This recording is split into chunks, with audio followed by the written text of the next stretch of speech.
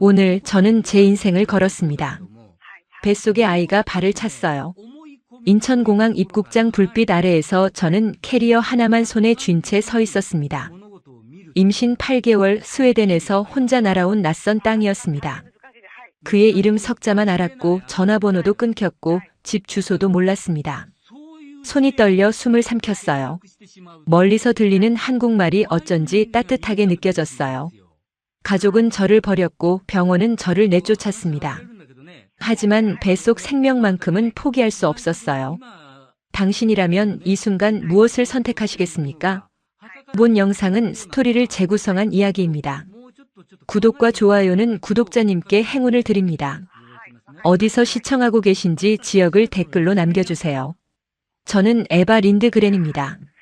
스웨덴 스톡홀름 종합병원 통증의학과 레지던트였습니다. 2023년 10월 런던에서 열린 국제의학학회에 참석하게 되었습니다. 제 나이 28이었습니다. 의학에 몰두하던 시기였습니다. 연애는 생각해 본 적도 없었습니다. 학회 첫날이었어요. 저는 통증의학의 새로운 접근법에 대한 논문을 발표했습니다. 5년간 연구한 내용이었습니다. 발표를 마치고 단상에서 내려오는데 박수 소리가 들렸습니다. 긴장이 풀려 쉬는 시간에 복도로 나갔어요. 커피 한 잔이 필요해서 자판기 앞에 섰습니다. 동전을 넣으려는데 누군가 옆에 섰습니다. 발표 잘 들었습니다. 고개를 돌렸보니 동양인 남자였습니다. 키가 크고 단정한 정장을 입고 있었습니다. 눈빛이 따뜻했어요. 감사합니다.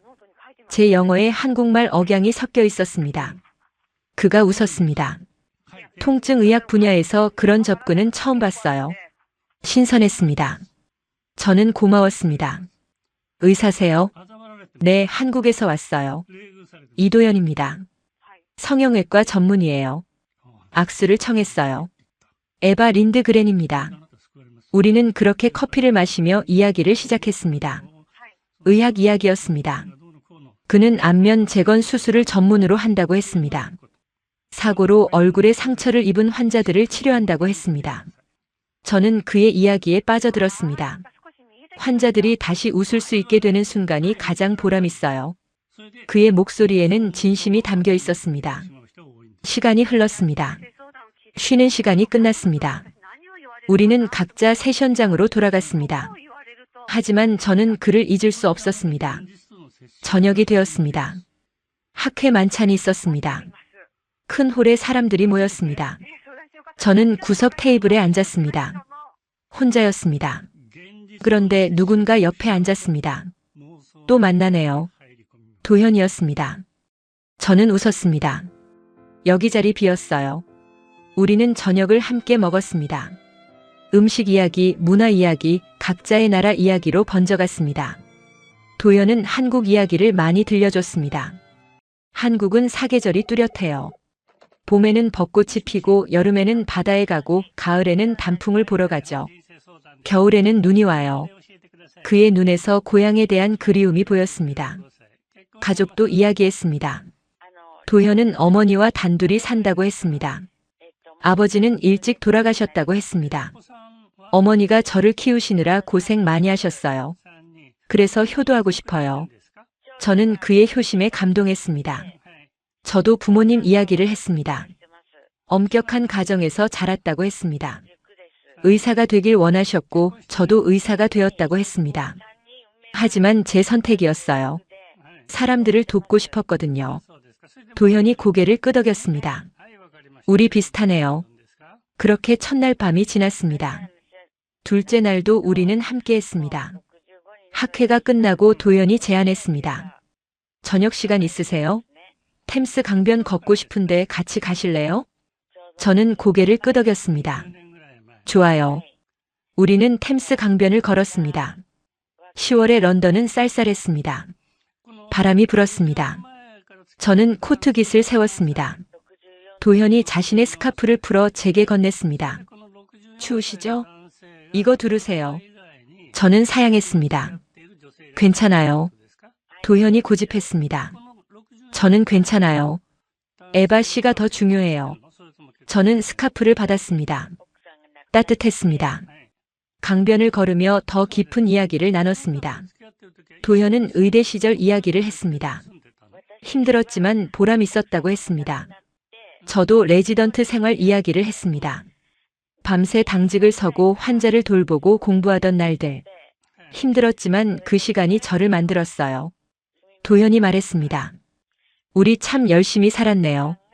저는 웃었습니다. 네, 그렇죠. 다리 위에 섰습니다. 강물이 흘렀습니다. 도시의 불빛이 물에 반사되었습니다. 아름다웠습니다. 도현이 말했습니다. 에바 씨, 솔직히 말해도 될까요? 저는 그를 보았습니다. 뭔데요? 저는 에바 씨에게 끌려요. 심장이 뛰었습니다. 저도요. 그 순간을 평생 잊지 못할 것입니다. 셋째 날 밤이었습니다. 마지막 날이었습니다. 다음 날이면 각자의 나라로 돌아가야 했습니다. 우리는 호텔바에서 와인을 마셨습니다. 도현이 제 손을 잡았습니다. 에바, 이게 끝이 아니었으면 좋겠어요. 저도 그랬습니다. 저도요. 연락하고 지내요. 도현이 고개를 끄덕였습니다. 꼭 그럴게요. 그날 밤 우리는 서로의 감정을 확인했습니다. 도현의 방이었습니다. 우리는 조심스럽게 가까워졌습니다. 사랑이라고 부르기엔 짧은 시간이었지만 마음이라고 부르기엔 충분히 깊었습니다. 다음 날 아침 도현이 급하게 떠나야 한다고 했습니다. 병원에서 긴급 연락이 왔어요. 중요한 수술이 잡혔어요. 저는 이해했습니다. 가세요. 환자가 기다리잖아요. 도현이 제 이마에 키스했습니다. 꼭 연락할게요. 제 번호 저장했죠? 저는 고개를 끄덕였습니다. 네, 저장했어요. 도현이 떠났습니다. 저도 이틀 뒤 스톡홀름으로 돌아갔습니다. 공항에서 도현에게 문자를 보냈습니다. 무사히 도착했어요. 답장이 왔습니다. 저도요. 수술 잘 끝났어요. 오늘 밤 통화할까요? 저는 웃으며 답했습니다. 좋아요. 그날 밤 우리는 영상통화를 했습니다. 도현의 얼굴이 화면에 나타났습니다. 피곤해 보였지만 웃고 있었습니다. 보고 싶었어요. 저도요. 우리는 일상 이야기를 나눴습니다. 병원 이야기, 날씨 이야기, 먹은 음식 이야기. 사소한 것들이었지만 행복했습니다. 일주일 동안 우리는 매일 연락했습니다. 문자도 하고 통화도 했습니다. 시차가 있었지만 시간을 맞췄습니다. 저는 하루 종일 도현의 연락을 기다렸습니다. 하지만 8일째 되는 날이었습니다. 도현의 전화가 꺼졌습니다. 문자를 보냈지만 읽지 않았습니다. 저는 걱정이 되었습니다. 무슨 일이 생긴 걸까? 다음 날도 연락이 없었습니다. 일주일이 지났습니다. 2주가 지났습니다. 한 달이 지났습니다. 저는 서서히 체념했습니다. 아마도 관심이 식은 거라고 생각했습니다. 그런데 그때였습니다. 11월 말이었습니다. 몸에 이상이 느껴졌습니다. 생리가 멈췄습니다. 아침마다 속이 메스꺼웠습니다. 입맛이 없었습니다. 저는 병원에 갔습니다. 검사를 받았습니다. 의사가 초음파를 보더니 말했습니다. 임신 6주 차입니다. 축하드려요. 저는 그 자리에서 얼어붙었습니다. 병원을 나왔습니다. 겨울 바람이 차가웠습니다. 저는 코트 주머니에 손을 넣고 걸었습니다. 머릿속이 하얗게 변했습니다. 임신. 그 단어가 계속 맴돌았습니다. 집으로 돌아오는 길이 멀게만 느껴졌습니다. 손에 든 초음파 사진을 계속 들여다봤습니다. 작은 점 하나가 찍혀 있었습니다. 이게 생명이구나. 저는 의사였습니다. 생명이 무엇인지 알고 있었습니다. 수정란이 착상되고 세포가 분열하고 심장이 뛰기 시작하는 과정을 배웠습니다. 하지만 그것이 제 뱃속에서 일어나고 있다는 사실이 믿기지 않았습니다. 집에 도착했습니다. 작은 원룸이었습니다. 병원 근처에 혼자 살고 있었습니다. 침대에 앉아 핸드폰을 꺼냈습니다. 도현에게 전화를 걸었습니다. 여전히 꺼져 있었습니다. 문자를 보냈습니다. 도현아, 중요한 얘기가 있어. 연락해줘. 답장은 없었습니다. 며칠을 고민했습니다. 혼자 방 안에 앉아 생각했습니다. 선택지는 두 가지였습니다. 낳거나 낳지 않거나. 저는 의사였습니다. 낙태가 합법적인 선택임을 알고 있었습니다. 하지만 동시에 생명을 지키는 사람이기도 했습니다. 밤마다 고민했습니다. 배에 손을 올렸습니다. 아직 아무것도 느껴지지 않았습니다. 하지만 그곳에 생명이 있다는 걸 알고 있었습니다. 결심했습니다. 낳겠다고. 이유는 간단했습니다. 저는 이 생명을 포기할 수 없었습니다. 의사로서도 한 인간으로서도. 하지만 문제가 있었습니다. 제 가족이었습니다. 독실한 루터교 신자들이었습니다. 아버지는 교회 장로였고 어머니는 주일학교 교사였습니다.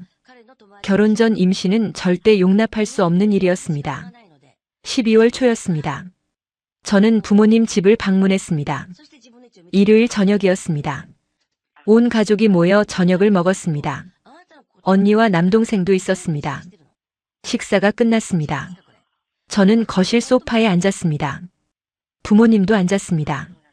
저는 떨리는 목소리로 말했습니다. 엄마, 아빠, 할 말이 있어요. 어머니가 저를 보았습니다. 뭔데? 저는 숨을 깊이 들이쉬었습니다. 저 임신했어요. 거실이 조용해졌습니다. 시계 소리만 들렸습니다. 어머니의 표정이 굳었습니다. 아버지가 천천히 일어났습니다.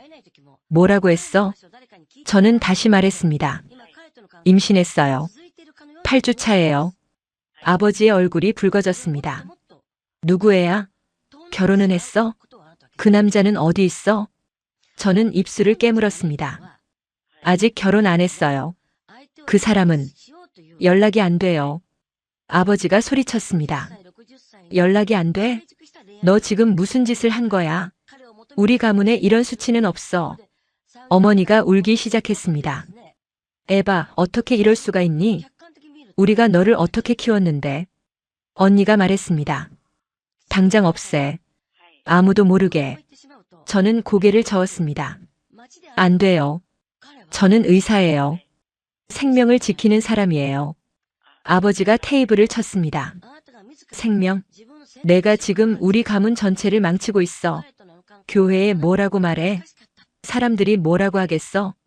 저는 눈물을 흘리며 말했습니다. 아빠, 이 아이는 제 아이예요. 저는 낳을 거예요. 아버지가 차갑게 말했습니다. 그럼 나가. 이 집에서 나가. 내가 우리 딸인 줄 알지 마. 어머니가 울며 말했습니다. 당신 너무 심한 거 아니에요? 아버지가 고개를 저었습니다. 안 돼. 에바가 선택해야 해. 가족을 택하든지 그 아이를 택하든지. 저는 일어섰습니다. 알았어요. 나갈게요. 그리고 집을 나왔습니다. 밖은 추웠습니다. 눈이 내리기 시작했습니다. 저는 버스 정류장에 섰습니다. 눈물이 멈추지 않았습니다. 핸드폰이 울렸습니다. 언니였습니다. 에바, 정말 괜찮아? 저는 울음을 참으며 대답했습니다. 괜찮아. 언니가 한숨을 쉬었습니다. 에바, 진지하게 생각해봐. 혼자 아이 키우는 거 정말 힘들어. 저는 알고 있었습니다. 알아. 하지만 이미 결심했어. 버스가 왔습니다. 저는 버스에 올랐습니다. 다음 날 병원에 갔습니다. 상급 의사가 저를 불렀습니다. 사무실로 들어갔습니다. 에바 앉아요. 저는 앉았습니다. 상급 의사가 서류를 보며 말했습니다. 내 상황에 대해 들었어요. 임신했다면서요? 저는 고개를 끄덕였습니다. 네. 상급 의사가 안경을 벗었습니다. 에바, 솔직히 말할게요. 환자들 앞에 서기 어려울 것 같아요. 특히 보수적인 환자들은 미혼모 의사를 받아들이기 힘들어해요. 저는 반박했습니다. 하지만 제 실력과는 상관없잖아요. 저는 여전히 좋은 의사예요. 상급 의사가 고개를 저었습니다. 그건 알아요. 하지만 현실이 그래요. 휴직을 권하는 게 좋겠어요. 저는 항의했습니다. 이건 차별이에요. 상급 의사가 한숨을 쉬었습니다. 에바, 나도 어쩔 수 없어요. 병원 이사회 결정이에요. 결국 휴직 처리가 됐습니다. 저는 병원을 나왔습니다. 모든 것을 잃었습니다. 가족도 직장도. 남은 건 뱃속의 아이뿐이었습니다. 친구 마리아에게 전화했습니다. 마리아, 나 큰일 났어. 울음이 터졌습니다.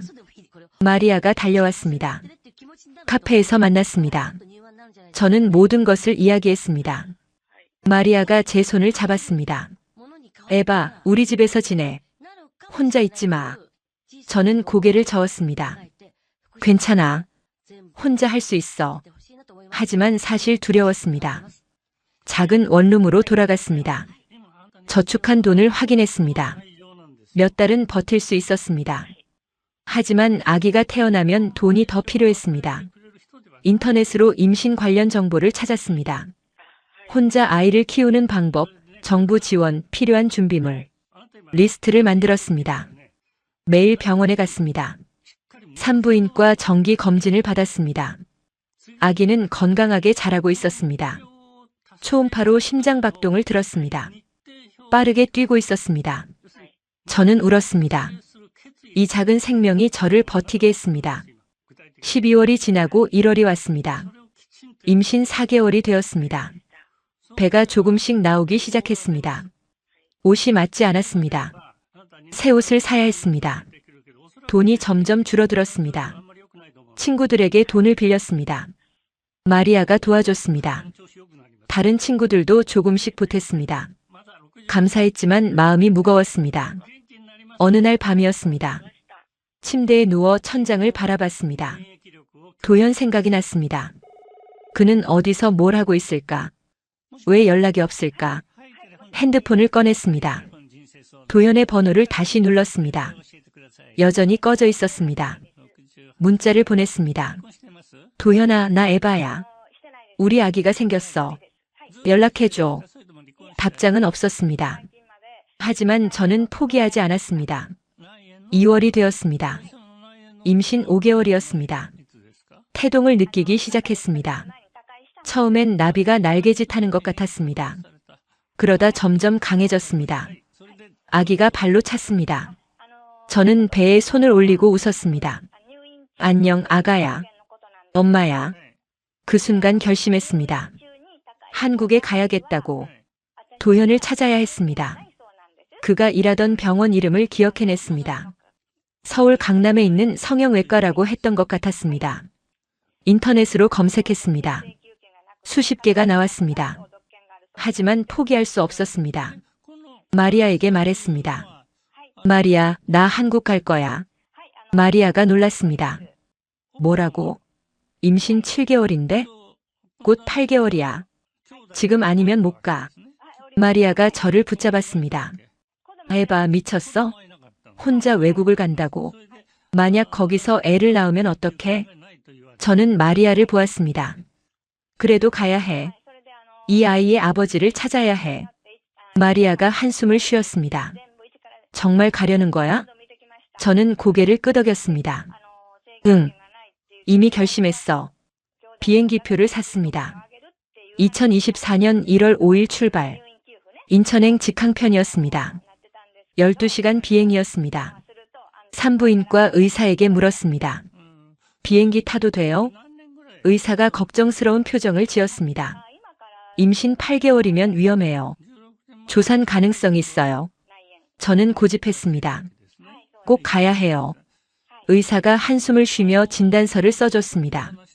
만약을 위해 이거 가지고 가세요. 그리고 압박 스타킹 신고 자주 일어나서 걸으세요. 저는 감사하다고 말했습니다. 출발 전날 밤이었습니다. 짐을 쌌습니다. 캐리어 하나의 옷과 임신 관련 서류, 약간의 돈. 그게 전부였습니다. 마리아가 집에 왔습니다. 정말 가는 거야? 저는 고개를 끄덕였습니다. 응. 마리아가 제게 봉투를 건넸습니다. 이거 가져가. 돈 조금이야. 혹시 몰라. 저는 눈물이 났습니다. 마리아, 고마워. 우리는 껴안았습니다. 다음 날 아침 마리아가 공항까지 배웅을 나왔습니다. 체크인 카운터 앞에 섰습니다. 직원이 제 배를 보더니 놀랐습니다. 임신하셨어요? 네, 8개월이요. 의사 진단서 있으세요? 저는 진단서를 보여줬습니다. 직원이 확인하더니 고개를 끄덕였습니다. 조심하세요. 자주 걸으시고요. 감사합니다. 출국장으로 들어갔습니다. 마리아가 손을 흔들었습니다. 저도 손을 흔들었습니다. 그리고 돌아섰습니다. 비행기에 올랐습니다. 이코노미 좌석이었습니다. 좁았습니다. 배가 불러서 앉기도 힘들었습니다. 옆자리에 한국 할머니가 앉았습니다.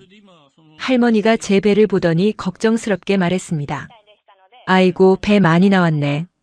괜찮아요? 영어로 대답했습니다. 네, 괜찮아요. 할머니는 한국말로 뭔가 말했지만 저는 알아듣지 못했습니다. 비행기가 이륙했습니다. 창밖으로 스톡홀름이 점점 작아졌습니다. 제가 자란 도시였습니다. 가족이 있는 도시였습니다. 하지만 저는 그곳을 떠나고 있었습니다. 12시간의 비행이 시작됐습니다. 앉아있기가 힘들었습니다. 의사 말대로 자주 일어나서 걸었습니다. 화장실도 자주 갔습니다. 아기가 방광을 눌렀습니다. 밥이 나왔습니다. 먹기 힘들었습니다. 입맛이 없었습니다. 하지만 억지로 먹었습니다. 아기를 위해서 옆자리 할머니가 사과를 깎아줬습니다. 이거 먹어요. 과일 좋아요. 저는 감사하다고 했습니다. 할머니가 웃었습니다. 한국 가요? 저는 고개를 끄덕였습니다. 예스, 코리어. 할머니가 엄지를 치켜 세웠습니다. 굿, 굿. 저는 웃었습니다. 비행기가 계속 날았습니다. 창밖은 어두웠습니다. 별이 보였습니다. 저는 배에 손을 올렸습니다. 아기가 움직였습니다. 곧 아빠를 만날 수 있을 거야. 중얼거렸습니다. 12시간이 지났습니다. 기내 방송이 나왔습니다. 곧 인천공항에 도착한다고 했습니다. 저는 창밖을 보았습니다. 불빛들이 보였습니다. 한국이었습니다. 비행기가 착륙했습니다. 사람들이 일어나 짐을 꺼냈습니다. 저도 일어났습니다. 배가 무거워서 천천히 움직였습니다. 옆자리 할머니가 도와줬습니다. 조심해요. 감사합니다. 비행기에서 내렸습니다. 긴 통로를 걸었습니다. 입국 심사장에 도착했습니다. 줄을 섰습니다. 제 차례가 왔습니다. 입국 심사관이 여권을 보더니 물었습니다. 방문 목적이 뭡니까? 저는 영어로 대답했습니다. 관광이요. 얼마나 머물 예정입니까? 한 달이요. 심사관이 제 배를 보았습니다. 임신하셨네요. 병원 가실 건가요? 저는 당황했습니다. 아니요, 그냥 관광이요. 심사관이 의심스러운 표정을 지었지만 도장을 찍어줬습니다. 조심하세요. 감사합니다. 입국장을 나왔습니다. 차가운 공기가 얼굴을 때렸습니다. 1월의 서울은 추웠습니다. 저는 코트를 여몄습니다. 캐리어를 끌며 걸었습니다. 공항 로비는 사람들로 가득했습니다. 한국말이 들렸습니다. 하나도 알아들을 수 없었습니다. 택시 승강장으로 갔습니다. 줄을 섰습니다. 제 차례가 왔습니다. 기사님이 트렁크를 열어줬습니다. 저는 캐리어를 실었습니다. 차에 탔습니다. 어디 가세요? 영어로 대답했습니다. 강남요. 호텔 아무데나요. 기사님이 고개를 끄덕이고 출발했습니다. 차창 밖으로 서울이 보였습니다. 높은 빌딩들이 즐비했습니다. 네온 사인이 밝게 빛났습니다. 도로는 차들로 가득했습니다. 저는 처음 보는 도시에 압도당했습니다. 1시간쯤 달렸습니다. 강남역 근처에 도착했습니다. 기사님이 작은 게스트하우스 앞에 세웠습니다. 여기 싸고 좋아요. 감사합니다. 저는 요금을 냈습니다. 게스트하우스로 들어갔습니다. 주인 아주머니가 나왔습니다. 저는 영어로 말했습니다. 방 하나 필요해요. 아주머니가 손짓으로 따라오라고 했습니다.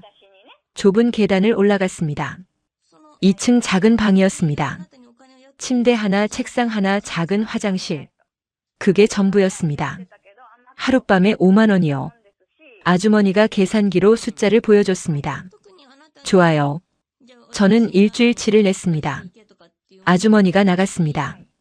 저는 혼자 방에 남았습니다. 침대에 앉았습니다. 창밖으로 서울의 밤이 보였습니다. 저는 배에 손을 올렸습니다. 우리 여기까지 왔어.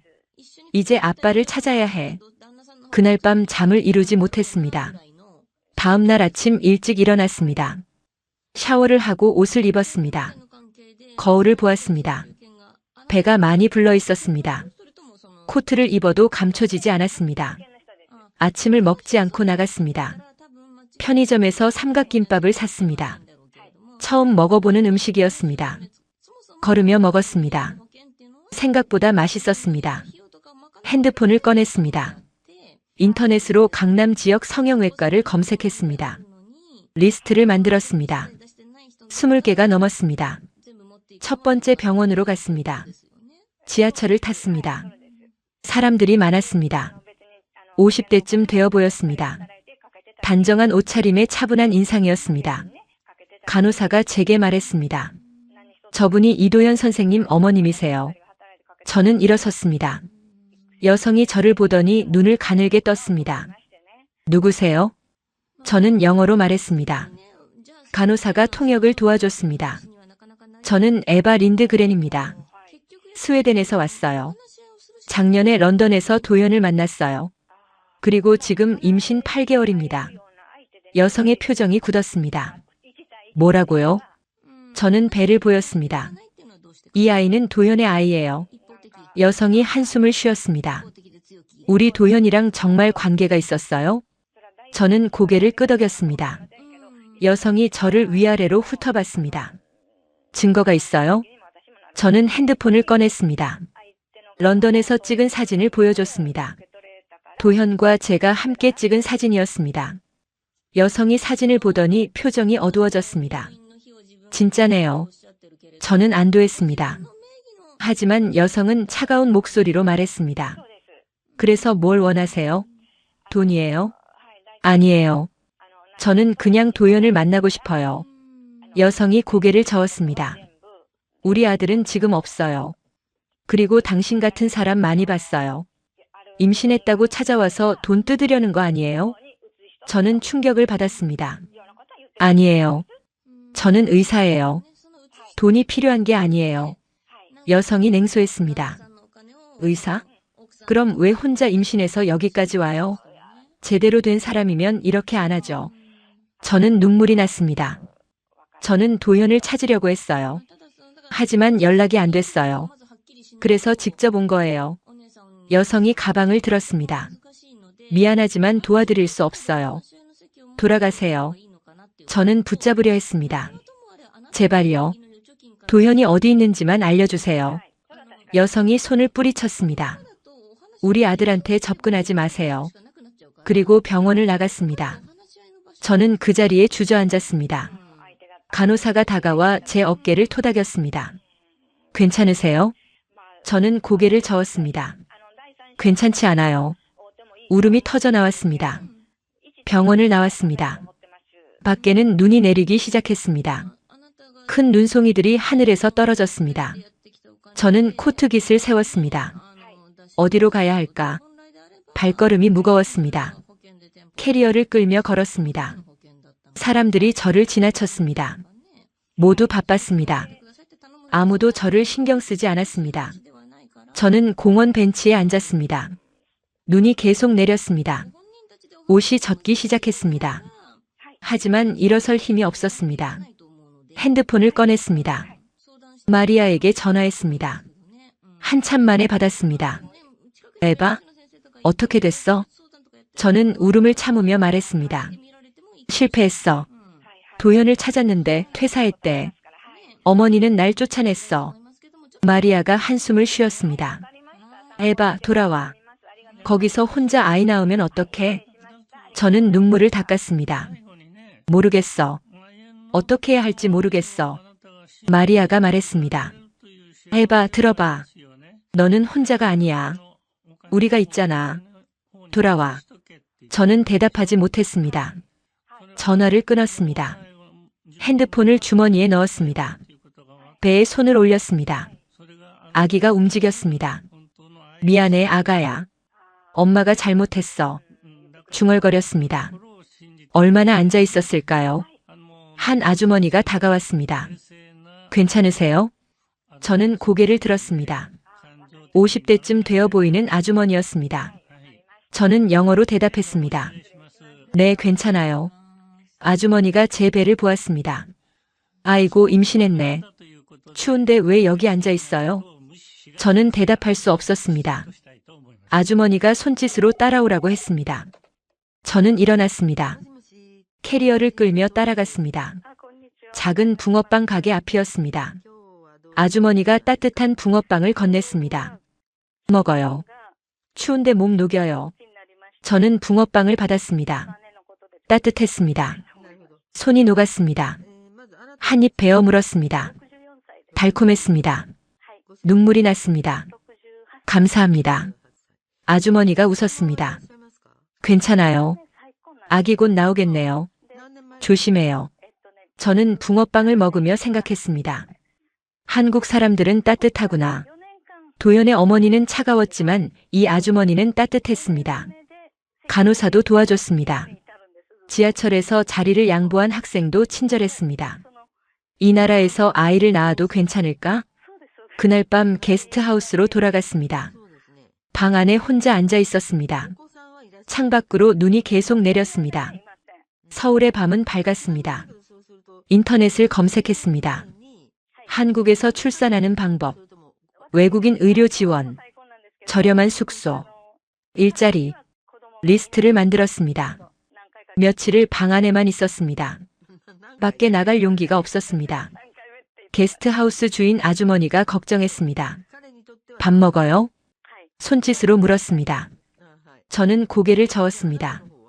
아주머니가 죽을 가져왔습니다. 이거 먹어요. 몸 챙겨요. 저는 감사하다고 고개를 숙였습니다. 일주일이 지났습니다. 돈이 떨어지기 시작했습니다. 게스트하우스 방값을 낼 돈이 부족했습니다. 아주머니가 말했습니다. 미안한데 방값 내야 해요. 저는 알고 있었습니다. 짐을 쌌습니다. 더 싼 곳을 찾아야 했습니다. 밖으로 나왔습니다. 눈은 그쳤지만 날씨는 여전히 추웠습니다. 저는 캐리어를 끌며 거리를 걸었습니다. 1시간을 걸었습니다. 배가 무거웠습니다. 발이 부었습니다. 숨쉬기가 힘들었습니다. 저는 길가에 앉았습니다. 그때 핸드폰이 울렸습니다. 모르는 번호였습니다. 받았습니다. 여보세요? 한국말이 들렸습니다. 알아들을 수 없었습니다. 앵그램리시 플리즈? 잠시 후 영어가 들렸습니다. 에바 씨세요? 저 병원 간호사예요. 이도현 선생님 병원 기억하시죠? 네, 기억해요. 전주라는 도시 아세요? 거기 물가가 싸요. 그리고 한옥 게스트하우스 있어요. 제 친구가 운영해요. 거기 가보는 게 어때요? 저는 놀랐습니다. 정말요? 네. 번호 알려드릴게요. 연락해보세요. 감사합니다. 전화를 끊었습니다. 저는 희망을 느꼈습니다. 전주. 새로운 시작이 될 수 있을까? 그날 밤 버스표를 샀습니다. 다음 날 아침 전주행 버스에 올랐습니다.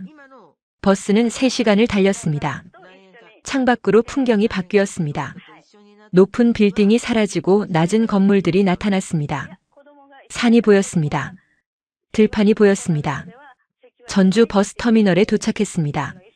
서울보다 조용했습니다. 사람들도 적었습니다.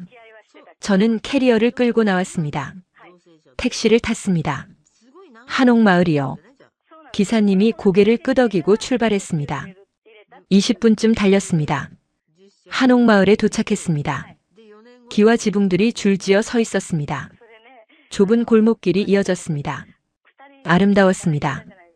간호사가 알려준 주소를 찾았습니다. 작은 한옥 게스트하우스였습니다. 나무 문패에 한글로 뭔가 써 있었습니다. 읽을 수 없었습니다.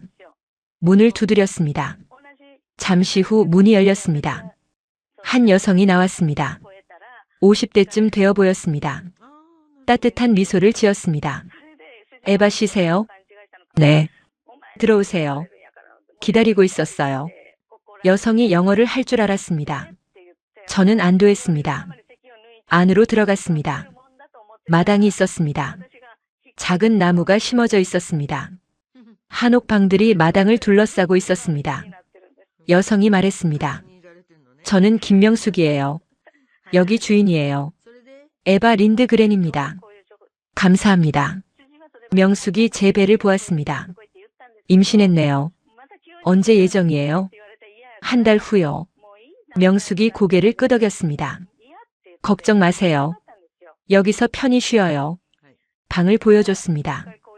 작은 한옥방이었습니다. 온돌 바닥이었습니다.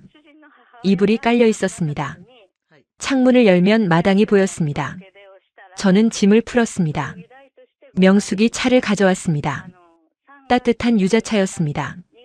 처음 마셔봤습니다. 달콤했습니다. 명숙이 앉았습니다. 어떻게 한국에 오게 됐어요? 저는 제 이야기를 했습니다. 런던에서 만난 남자, 임신, 가족에게 버림받은 것, 한국까지 온 것, 도연을 찾지 못한 것. 명숙이 제 손을 잡았습니다. 많이 힘들었겠어요. 저는 눈물이 났습니다. 네, 힘들었어요. 명숙이 말했습니다. 여기서 쉬어요. 제가 도와줄게요. 그날 밤 온돌방에서 잤습니다. 바닥이 따뜻했습니다. 오랜만에 편안했습니다. 배에 손을 올렸습니다. 아기가 잠잠했습니다. 다음 날 아침 명숙이 아침을 가져왔습니다. 미역국과 밥이었습니다. 임신부는 미역국 먹어야 해요. 처음 먹어봤습니다. 비린내가 날 줄 알았는데 아니었습니다. 구수했습니다. 며칠을 그렇게 보냈습니다. 명숙은 제게 한국 음식을 만들어줬습니다. 된장찌개, 김치찌개, 비빔밥. 모두 새로운 맛이었습니다. 명숙은 영어를 잘했습니다. 어떻게 영어를 배웠어요? 제가 물었습니다. 명숙이 웃었습니다. 옛날에 외국계 회사에서 일했어요. 그만두고 이 게스트하우스를 시작했죠. 왜 그만두셨어요? 명숙의 표정이 어두워졌습니다. 개인적인 이유가 있었어요. 더 묻지 않았습니다. 어느 날 저녁이었습니다. 마당에 앉아 차를 마시고 있었습니다. 명숙도 앉았습니다. 에바, 솔직히 물어봐도 될까요? 뭔데요? 앞으로 어떻게 할 계획이에요? 저는 한숨을 쉬었습니다. 모르겠어요. 돈도 떨어지고 있고 곧 아기도 낳아야 하고. 명숙이 말했습니다. 여기 근처에 통증 클리닉 있어요. 의사 선생님이 좋은 분이에요. 거기서 자원봉사 해보는 게 어때요? 에바는 의사잖아요. 저는 생각했습니다. 그것도 방법이네요. 다음 날 그 클리닉을 찾아갔습니다. 작은 건물이었습니다. 안으로 들어갔습니다. 리셉션에 있던 직원이 저를 보았습니다. 어서 오세요. 저는 영어로 말했습니다. 의사 선생님 계세요? 잠시 후 한 남자가 나왔습니다. 60대쯤 되어 보이는 의사였습니다. 무엇을 도와드릴까요? 저는 제 이야기를 했습니다. 스웨덴에서 온 통증의학과 의사. 자원봉사를 하고 싶다는 것. 의사가 놀랐습니다. 정말요? 면허증 있으세요? 저는 스웨덴 의사 면허증을 보여줬습니다. 의사가 확인하더니 웃었습니다. 환영합니다. 외국인 환자들이 많은데 도움이 될 것 같네요. 그렇게 저는 일을 시작했습니다. 첫 출근 날이었습니다. 아침 일찍 일어났습니다. 명숙이 준비해준 아침을 먹었습니다. 클리닉으로 걸어갔습니다. 10분 거리였습니다. 원장님이 저를 맞았습니다. 오늘은 제가 옆에서 도와드릴게요. 감사합니다. 첫 환자가 들어왔습니다. 미국인 관광객이었습니다. 목이 아프다고 했습니다. 저는 진찰했습니다. 근육이 뭉쳐 있었습니다. 스트레칭과 마사지를 했습니다. 스웨덴에서 배운 기법을 사용했습니다. 환자가 편안해했습니다. 와우, that feels much better. 환자가 말했습니다. 원장님이 감탄했습니다. 솜씨가 좋으시네요. 오후에는 한국 환자들도 왔습니다. 원장님이 통역을 도와줬습니다. 저는 환자들을 진료했습니다. 허리 통증, 어깨 통증, 무릎 통증. 환자들이 만족했습니다. 며칠이 지났습니다. 한 할머니가 오셨습니다. 목이 너무 아파서 고개를 못 돌리겠다고 했습니다. 저는 할머니를 진찰했습니다. 경추 근육이 심하게 뭉쳐 있었습니다. 오랜 시간이 걸렸습니다. 천천히 근육을 풀어줬습니다. 스트레칭을 가르쳐 드렸습니다. 할머니가 고개를 돌렸습니다. 어머, 돌아가네. 할머니가 웃었습니다. 감사합니다, 선생님. 저도 웃었습니다. 며칠 후 그 할머니가 다시 오셨습니다. 선생님 덕분에 완전히 나았어요. 손에 뭔가 들고 계셨습니다. 약과를 주셨습니다. 이거 받아요. 감사한 마음이에요. 저는 받았습니다. 정말 감사합니다. 할머니는 주변에 소문을 냈습니다. 한옥마을에 외국인 여의사가 있대. 신기한 치료를 한대. 환자들이 늘어나기 시작했습니다. 명숙이 말했습니다. 에바, 우리 게스트하우스 한쪽을 진료소로 쓰는 게 어때요? 저는 놀랐습니다. 정말요? 네. 어차피 빈 방이에요. 에바한테 도움이 되면 좋겠어요.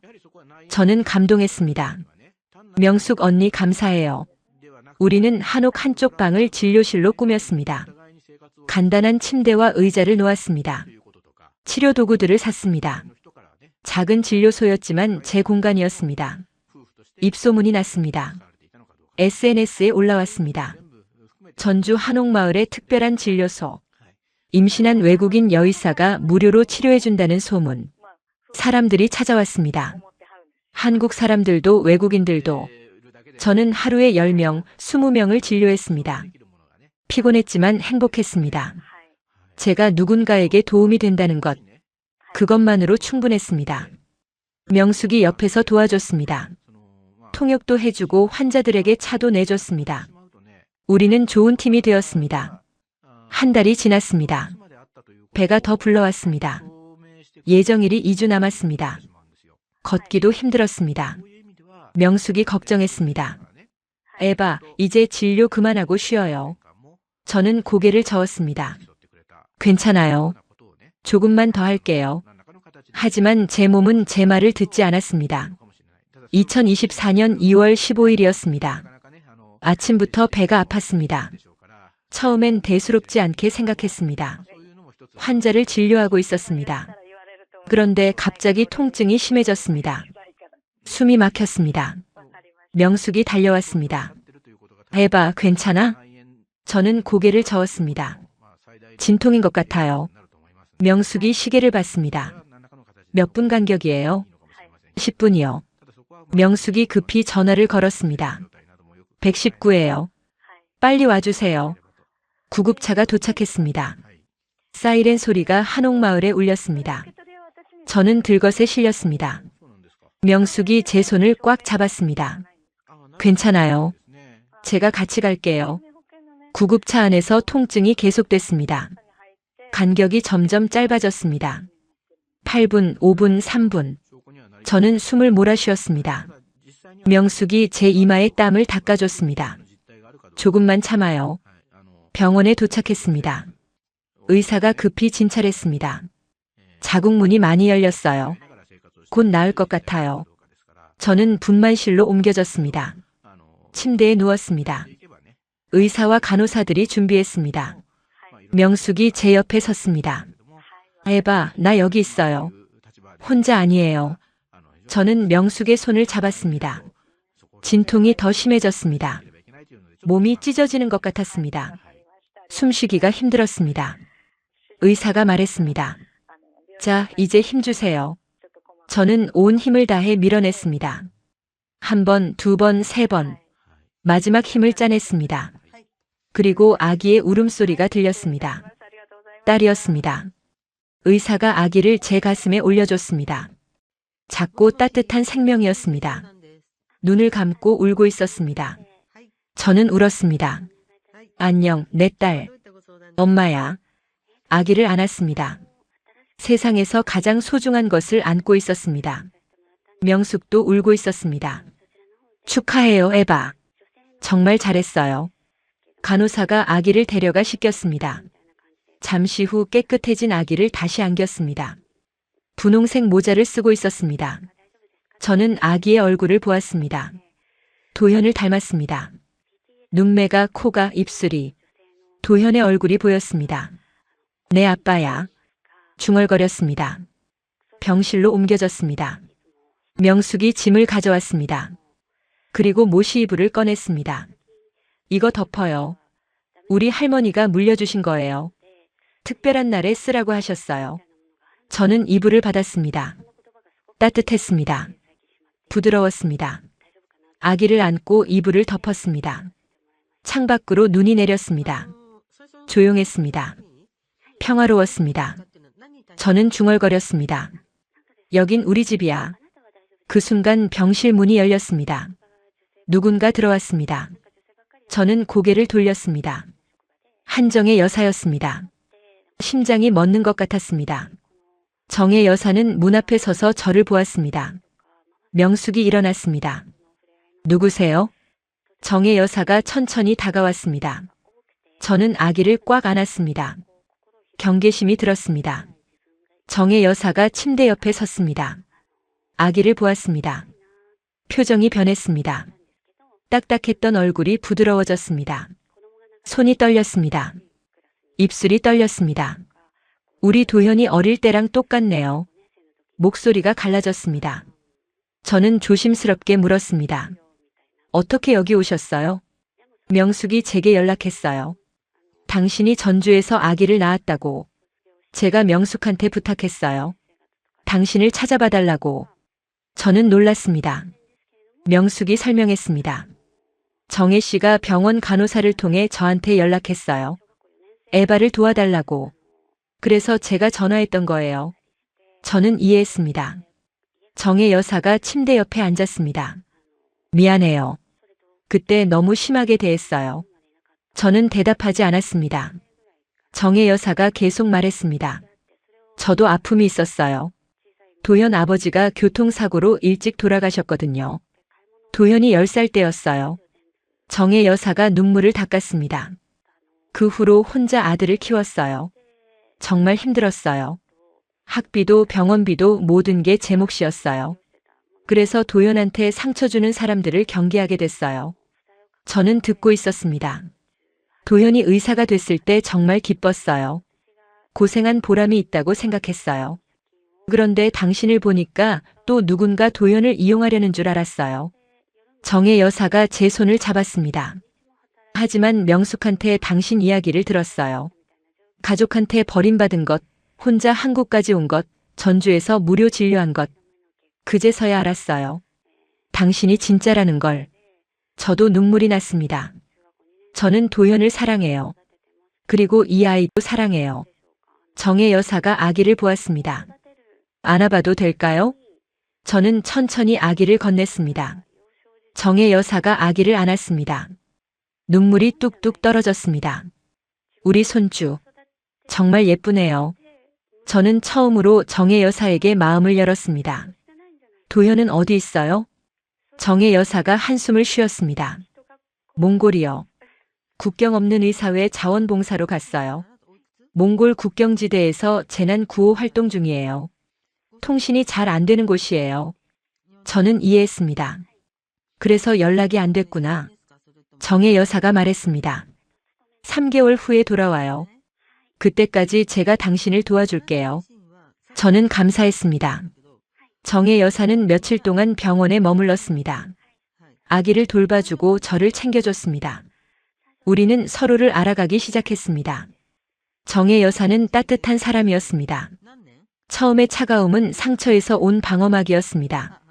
그 안에는 누구보다 따뜻한 마음이 있었습니다. 퇴원하는 날이었습니다. 정혜 여사가 말했습니다. 서울로 가요. 제 집에서 지내요. 도현이 돌아올 때까지. 명숙도 말했습니다. 에바 서울 가요. 거기가 더 좋을 거예요. 저는 생각했습니다. 결국 고개를 끄덕였습니다. 알겠어요. 감사합니다. 우리는 서울로 향했습니다. 정혜 여사의 집은 강남 대치동에 있었습니다. 큰 아파트였습니다. 30평 정도 되어 보였습니다. 깨끗하고 밝았습니다. 정혜 여사는 제게 방 하나를 내줬습니다. 도현이 쓰던 방이에요. 방 안에는 책상과 침대가 있었습니다. 벽에는 의학책들이 꽂혀 있었습니다. 도현의 흔적이 남아 있었습니다. 정의 여사가 아기 침대도 준비해줬습니다. 저는 서울에서 새로운 삶을 시작했습니다. 아기는 건강하게 자랐습니다. 밤마다 수유를 했습니다. 기저귀를 갈았습니다. 재웠습니다. 정의 여사가 많이 도와줬습니다. 당신은 쉬어요. 제가 할게요. 정의 여사는 손주를 사랑했습니다. 하지만 저는 가만히 있을 수 없었습니다. 한 달이 지났을 무렵 정의 여사에게 말했습니다. 어머님, 저 일하고 싶어요. 정의 여사가 놀랐습니다. 아기가 이렇게 어린데요? 저는 고개를 끄덕였습니다. 알아요. 하지만 저는 의사예요. 제 능력을 쓰고 싶어요. 그리고 독립하고 싶어요. 정의 여사가 생각하더니 말했습니다. 도현이 일하던 병원 자리가 아직 비어 있어요. 거기서 시작해보는 게 어때요? 저는 눈이 빛났습니다. 정말요? 며칠 후 그 병원을 방문했습니다. 처음 도현을 찾아왔던 그 병원이었습니다. 원장님을 만났습니다. 제 이력서를 보여줬습니다. 스웨덴 의사 면허증, 통증의학과 전문의 자격증, 발표한 논문들. 원장님이 감탄했습니다. 훌륭한 경력이네요. 하지만 한국 면허가 없는데 어떻게 진료를 하죠? 저는 설명했습니다. 자문의 형태로 일하면 돼요. 한국 의사 선생님과 협진하는 거예요. 외국인 환자들이 많잖아요. 제가 그분들을 담당할 수 있어요. 원장님이 고개를 끄덕였습니다. 좋아요. 한번 해봅시다. 계약서를 썼습니다. 그렇게 에바 클리닉이 시작됐습니다. 작은 진료실이었습니다. 하지만 제 공간이었습니다. 간판을 걸었습니다. 한국어와 영어로 써진 간판. 에이버 린드그램렌 PAIN 클리닉. 에바 린드그렌 통증 클리닉. 환자들이 오기 시작했습니다. 처음엔 전주에서 소문을 듣고 찾아온 사람들이었습니다. 할머니도 오셨습니다. 선생님, 서울로 오셨네요. 네, 여기서 일하게 됐어요. 할머니가 주변에 또 소문을 냈습니다. SNS도 도움이 됐습니다. 전주에서 찍은 사진과 영상들이 퍼졌습니다. 임신한 외국인 여의사가 한국에서 무료 진료를 했다는 이야기. 외국인 환자들도 많이 왔습니다. 미국인, 영국인, 프랑스인, 독일인. 한국에 사는 외국인들이었습니다. 그들은 한국 병원에서 소통하기 어려웠습니다. 하지만 저와는 편하게 이야기할 수 있었습니다. 저는 제가 잘하는 것을 했습니다. 통증을 치료했습니다. 스웨덴식 기법과 한국식 기법을 결합했습니다. 환자들이 좋아했습니다. 한 미국인 환자가 말했습니다. YOURE AMAGIN 드라이브 에이버 IV 네버 펠트 디스 그래모디 감사합니다. 입소문이 났습니다. 한 달 만에 예약이 꽉 찼습니다. 2달 만에 간호사를 고용했습니다. 3달 만에 진료실을 확장했습니다. 저는 바빴습니다. 아침엔 아기를 돌보고 낮엔 진료하고 저녁엔 다시 아기를 돌봤습니다. 정의 여사가 많이 도와줬습니다. 당신은 일하고 와요. 제가 아기 볼게요. 어느 날 정의 여사가 말했습니다. 에바, 당신 정말 대단해요. 혼자 아이 키우면서 일도 하고. 저는 웃었습니다. 할 수 있어요. 제가 선택한 삶이니까요. 하지만 가끔은 외로웠습니다. 밤에 아기를 재우고 나면 혼자 앉아 있었습니다. 도현 생각이 났습니다. 그는 어디서 뭘 하고 있을까? 이 아이를 알고 있을까? 언제 돌아올까? 핸드폰을 꺼냈습니다. 도현의 번호로 문자를 보냈습니다. 여전히 읽지 않았습니다. 하지만 계속 보냈습니다. 우리 딸이 태어났어요. 이름은 아직 안 지었어요. 당신이 지어줬으면 해요. 딸이 당신을 많이 닮았어요. 보고 싶어요. 답장은 없었습니다. 하지만 저는 기다렸습니다. 2024년 5월이었습니다. 아기는 생후 3개월이 되었습니다. 한 방송국에서 연락이 왔습니다. 외국인 여의사의 감동 스토리를 방송하고 싶다고 했습니다. 처음엔 거절하려 했습니다. 하지만 정의 여사가 말했습니다. 에바, 이거 기회예요. 도현이 볼 수도 있어요. 몽골에서도 인터넷은 되잖아요. 저는 생각했습니다. 맞았습니다. 도현이 방송을 보면 연락할 수도 있었습니다. 방송 촬영이 시작됐습니다. 먼저 진료소를 촬영했습니다. 환자들을 치료하는 모습, 아기를 안고 있는 모습, 그 다음 스튜디오 인터뷰가 있었습니다. 스튜디오는 밝았습니다. 카메라가 여러 대 있었습니다. MC가 저를 맞았습니다. 에바 씨, 안녕하세요. 안녕하세요. 의자에 앉았습니다. 아기를 무릎에 안았습니다. 인터뷰가 시작됐습니다. 먼저 런던에서의 만남을 이야기했습니다. 짧았지만 강렬했던 3일. 임신. 가족에게 버림받은 것. 홀로 한국까지 온 것. MC가 물었습니다. 정말 힘드셨겠어요? 네, 힘들었어요. 하지만 포기할 수 없었어요. 왜요? 저는 아기를 보았습니다. 이 아이 때문이에요. 이 생명이 저를 버티게 했어요. 그 다음 전주 이야기를 했습니다. 한옥마을에서의 생활, 명숙 언니를 만난 것, 진료소를 연 것, 출산. MC가 감탄했습니다. 정말 대단한 이야기네요. 그리고 서울 이야기를 했습니다. 도현 어머니와 화해한 것, 에바 클리닉을 연 것, 환자들을 치료하는 것. MC가 물었습니다. 아기 아빠는 어디 있어요? 저는 잠시 망설이다가 대답했습니다. 몽골에서 의료봉사 중이에요. 국경 없는 의사회에서. 연락이 잘 안 돼요. MC가 놀랐습니다. 그럼 아기가 태어난 걸 몰라요? 저는 고개를 끄덕였습니다. 네. 아직 몰라요. 스튜디오가 조용해졌습니다. MC가 조심스럽게 물었습니다. 그분한테 하고 싶은 말이 있으세요?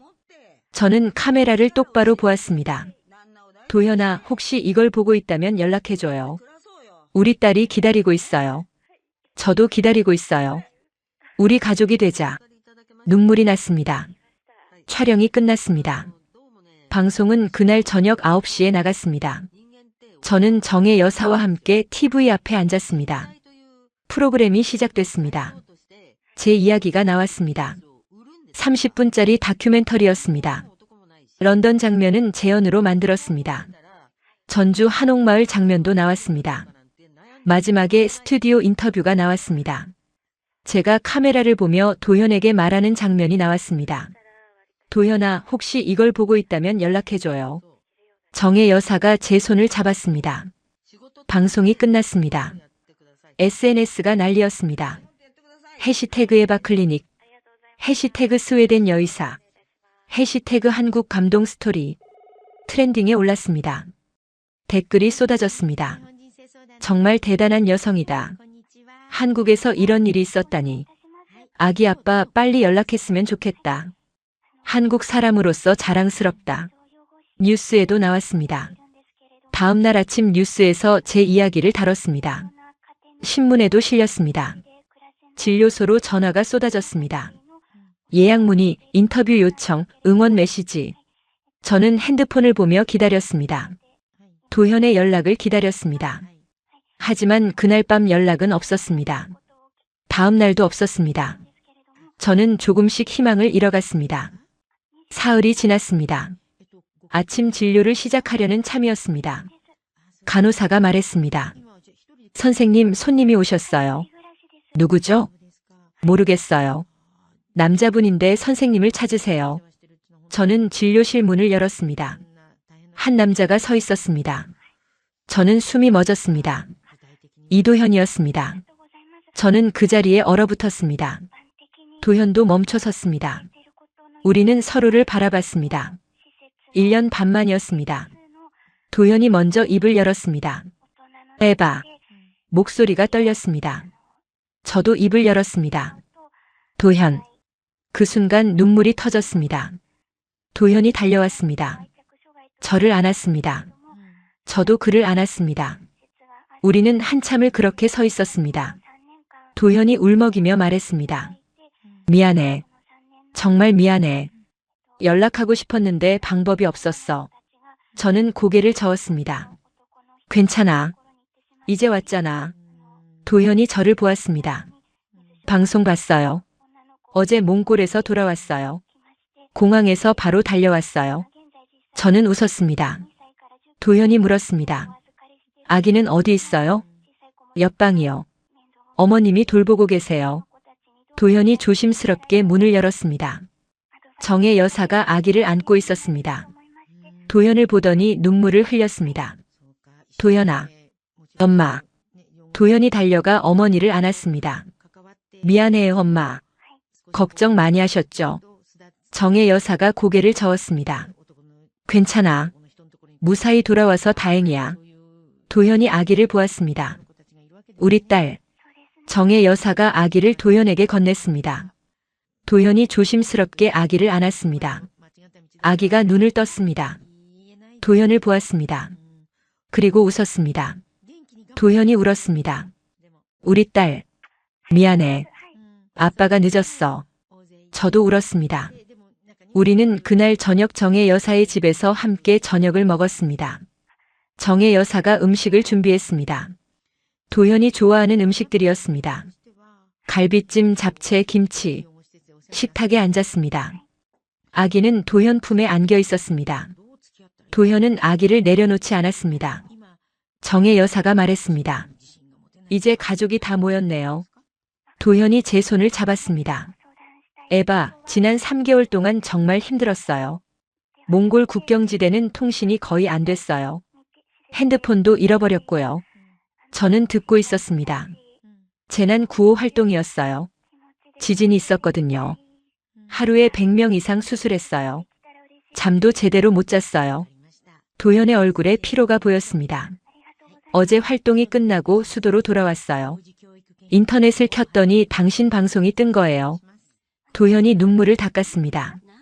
그 순간 모든 게 믿기지 않았어요. 당신이 한국에 와 있다는 것, 아기를 낳았다는 것, 바로 비행기표를 끊었어요. 저는 도현의 손을 꽉 잡았습니다. 이제 됐어요. 우리 함께 있잖아요. 도현이 고개를 끄덕였습니다. 그리고 무릎을 꿇었습니다. 에바, 결혼해 줄래요? 저는 눈물을 닦으며 웃었습니다. 네. 정혜 여사가 박수를 쳤습니다. 축하해. 우리는 2024년 6월에 결혼했습니다. 작은 결혼식이었습니다. 정혜 여사, 명숙 언니, 병원 동료들, 환자들 몇 명. 30명 정도가 왔습니다. 장소는 전주 한옥마을이었습니다. 명숙 언니의 게스트하우스 마당에서 결혼식을 올렸습니다. 5월의 날씨는 완벽했습니다. 저는 한복을 입었습니다. 분홍색 저고리와 빨간색 치마였습니다. 정혜 여사가 준비해 주셨습니다. 거울을 보았습니다. 스웨덴 여자가 한복을 입고 있었습니다. 신기했습니다. 하지만 아름다웠습니다. 도현이 들어왔습니다. 파란색 두루마기를 입고 있었습니다. 아름다워요, 에바. 저는 웃었습니다. 당신도요. 마당으로 나갔습니다. 하객들이 박수를 쳤습니다. 아기는 정혜 여사가 안고 있었습니다. 분홍색 한복을 입혀놓았습니다. 간단한 예식이었습니다. 사회자가 우리의 이야기를 했습니다. 런던에서의 만남, 헤어짐, 재회, 모두가 눈물을 흘렸습니다. 도현이 서약했습니다. 저 이도현은 에바 린드그렌을 평생 사랑하고 지키겠습니다. 제 차례였습니다. 저 에바 린드그렌은 이도현을 평생 사랑하고 함께하겠습니다. 우리는 절을 올렸습니다.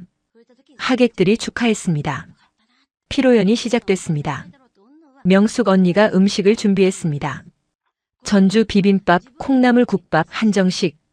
모두가 맛있게 먹었습니다. 한 환자 할머니가 말씀하셨습니다. 에바 선생님 정말 축하해요. 복 많이 받을 거예요. 감사합니다, 할머니. 저녁이 되었습니다. 마당에 전등을 켰습니다. 따뜻한 빛이 비쳤습니다. 도현과 저는 아기를 안고 서 있었습니다. 도현이 말했습니다. 행복해요, 에바. 저도요. 우리는 키스했습니다. 신혼여행은 가지 않았습니다. 아기가 너무 어렸으니까요. 대신 서울로 돌아가 신혼집을 구했습니다. 강남에 작은 아파트를 얻었습니다. 진료소 근처였습니다. 25평짜리 아파트였습니다. 방 2개, 거실 하나, 부엌 하나. 우리는 함께 가구를 샀습니다. 소파, 식탁, 침대, 아기 침대. 집을 꾸몄습니다. 이사한 날 밤이었습니다. 상자들이 거실에 쌓여 있었습니다. 우리는 바닥에 앉아 치킨을 먹었습니다. 도현이 웃었습니다. 신혼부부 같죠? 저도 웃었습니다. 우리 신혼부부잖아요. 아기는 옆에서 자고 있었습니다.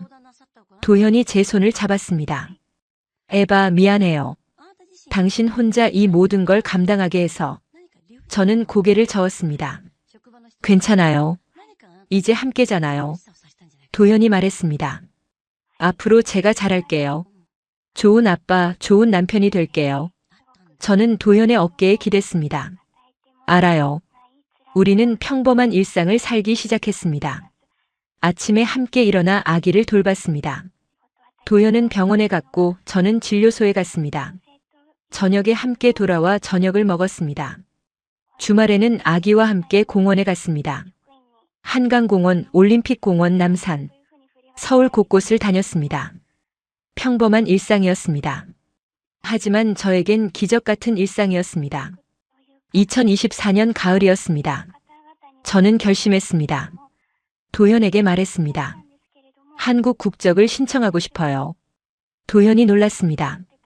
정말요? 저는 고개를 끄덕였습니다. 네. 이제 여기가 제 나라예요. 여기서 살고 싶어요. 한국 사람이 되고 싶어요. 도현이 안아줬습니다. 귀화 절차를 시작했습니다.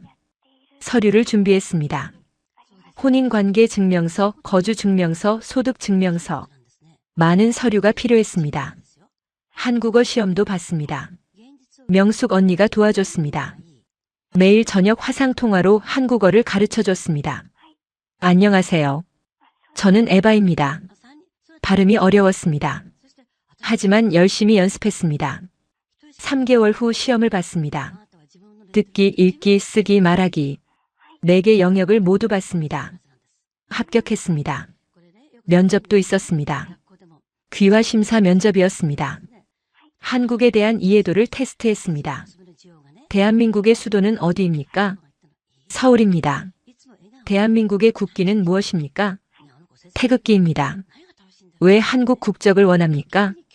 저는 진심을 말했습니다. 한국은 저에게 새로운 삶을 주었습니다. 가족도 버린 저를 한국 사람들은 따뜻하게 받아주었습니다. 저는 이 나라에서 제 딸을 키우고 싶습니다. 한국 사람으로 살고 싶습니다. 면접관이 고개를 끄덕였습니다. 1년이 걸렸습니다. 2025년 6월 드디어 한국 국적을 받았습니다. 국적 증서를 받는 날이었습니다. 도현과 정혜 여사가 함께 갔습니다. 딸도 안고 갔습니다. 제 이름이 불렸습니다.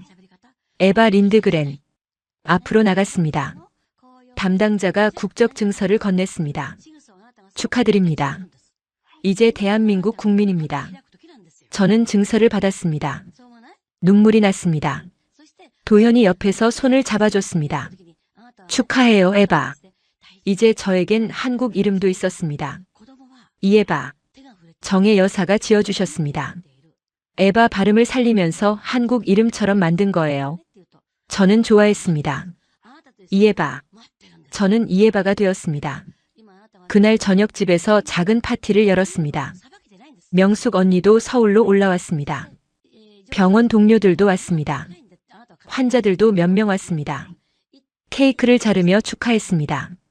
정혜 여사가 말씀하셨습니다. 에바야, 아니 에바야. 이제 진짜 우리 며느리네. 저는 웃으며 대답했습니다. 네, 어머니. 명숙 언니가 말했습니다. 에바, 정말 자랑스러워. 여기까지 오느라 고생 많았어. 고마워요, 언니. 우리는 밤늦게까지 이야기를 나눴습니다. 딸은 이제 돌이 지났습니다. 걸어 다녔습니다. 말도 시작했습니다. 엄마, 아빠. 한국어였습니다. 도현이 웃었습니다.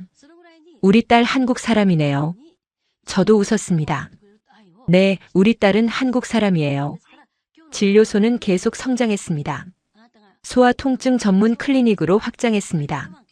아이들의 성장통, 자세 교정, 통증 치료를 전문으로 했습니다. 직원도 늘렸습니다. 간호사 2명, 물리치료사 1명, 리셉션 직원 1명. 작은 팀이 만들어졌습니다. 환자들이 계속 늘었습니다. 예약이 2개월 선까지 찼습니다. 대기 명단이 길어졌습니다. 언론에서도 계속 관심을 가졌습니다. 인터뷰 요청이 많았습니다. 저는 가능한 한 응했습니다. 한 인터뷰에서 기자가 물었습니다. 한국에서 살면서 가장 좋은 점이 뭐예요? 저는 생각했습니다. 사람들의 따뜻함이요. 처음 왔을 때 아무것도 몰랐어요. 하지만 많은 사람들이 도와줬어요. 그 따뜻함 덕분에 여기까지 왔어요. 기자가 또 물었습니다. 앞으로 계획이 있으세요? 저는 웃으며 대답했습니다. 아이를 더 낳고 싶어요. 몇 명이요? 10명까지요. 기자가 놀랐습니다. 10명이요? 저는 고개를 끄덕였습니다. 네. 진짜 한국 엄마가 되고 싶어요. 큰 가족을 만들고 싶어요. 그 인터뷰가 방송됐습니다. 또 한 번 화제가 됐습니다. 사람들이 응원했습니다. 대단한 여성이다.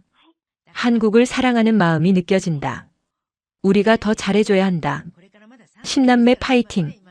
저는 그 댓글들을 보며 울었습니다. 고마웠습니다. 2025년 가을이었습니다. 저는 둘째를 임신했습니다. 도현이 기뻐했습니다. 정혜 여사도 기뻐했습니다. 딸은 동생이 생긴다는 걸 이해하지 못했지만 배를 만지며 웃었습니다. 입덧이 시작됐습니다. 하지만 첫째 때보다 덜했습니다. 도현이 옆에 있어서였습니다. 도현은 아침마다 생강차를 끓여줬습니다. 이거 마시면 좋아질 거예요. 감사해요. 진료는 계속했습니다. 임신 6개월까지 일했습니다. 그 후 휴가를 냈습니다. 2026년 1월이었습니다. 둘째 아들을 낳았습니다. 순산이었습니다. 도현이 옆에서 손을 잡아줬습니다. 잘하고 있어요, 에바. 조금만 더. 마지막 힘을 다해 밀어냈습니다. 아기의 울음소리가 들렸습니다. 아들이었습니다. 도현이 울었습니다. 우리 아들. 저도 울었습니다. 가족이 4명이 되었습니다. 집이 북적였습니다. 딸은 이제 2살이었습니다. 동생을 신기해했습니다. 아기. 동생을 보며 웃었습니다. 도현은 좋은 아빠였습니다. 밤에 아기가 울면 일어나서 달래줬습니다.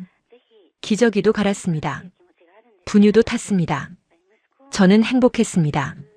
저는 진료소 마당에 앉아 있었습니다. 진료소도 확장해서 작은 마당이 생겼습니다. 매화나무를 심었습니다. 꽃이 피기 시작했습니다. 저는 차를 마시며 생각했습니다. 3년 전 눈보라 속에서 혼자 서울에 도착했던 그날. 캐리어 하나 들고 길을 잃었던 그날. 아무것도 몰랐던 그날. 그때의 저는 상상도 못했을 것입니다. 이렇게 행복해질 줄. 도현이 마당으로 나왔습니다. 딸과 아들을 안고 있었습니다. 뭐해요? 저는 웃었습니다. 그냥 생각 중이에요. 도현이 옆에 앉았습니다. 뭘 생각해요? 저는 도현을 보았습니다. 한국에 온 걸 후회한 적 없어요. 힘들었지만 여기서 제 인생을 찾았어요. 가족도 찾았고 꿈도 찾았어요. 도현이 제 손을 잡았습니다. 저도 당신을 만난 게 인생 최고의 행운이에요. 우리는 서로를 안았습니다. 딸이 말했습니다. 엄마, 아빠 사랑해. 우리는 웃으며 아이들을 안았습니다. 그 순간 저는 확신했습니다. 여기가 제 집이라는 것을, 제 심장도, 제 삶도, 제 미래도 모두 이곳 한국에 있다는 것을. 저는 더 이상 스웨덴에서 온 외국인이 아니었습니다. 이제 한국 사람이었습니다. 한국 엄마였습니다. 한국 의사였습니다. 그리고 이곳에서 제 아이들을 키울 것이었습니다. 10명의 아이들을 진짜 한국 가족으로 하늘을 보았습니다. 구름이 천천히 흘러갔습니다. 햇살이 따뜻했습니다. 저는 중얼거렸습니다. 감사합니다.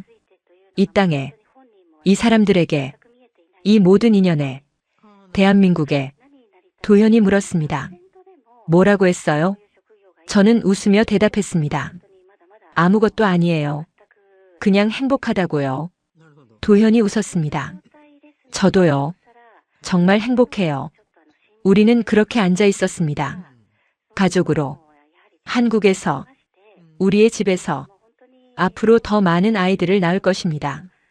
셋째, 넷째, 다섯째, 10명까지. 그리고 그 아이들을 이 땅에서 키울 것입니다. 한국의 따뜻함 속에서, 한국의 사계절 속에서, 한국의 문화 속에서 제 아이들은 한국 사람으로 자랄 것입니다. 저도 계속 한국 사람으로 살 것입니다. 해가 지기 시작했습니다. 마당에 노을이 졌습니다. 붉은색, 주황색, 분홍색. 아름다웠습니다. 저는 가족들과 함께 노을을 바라봤습니다. 고요했습니다. 따뜻했습니다. 완전했습니다. 여기가 제 집이었습니다. 대한민국. 제가 선택한 나라.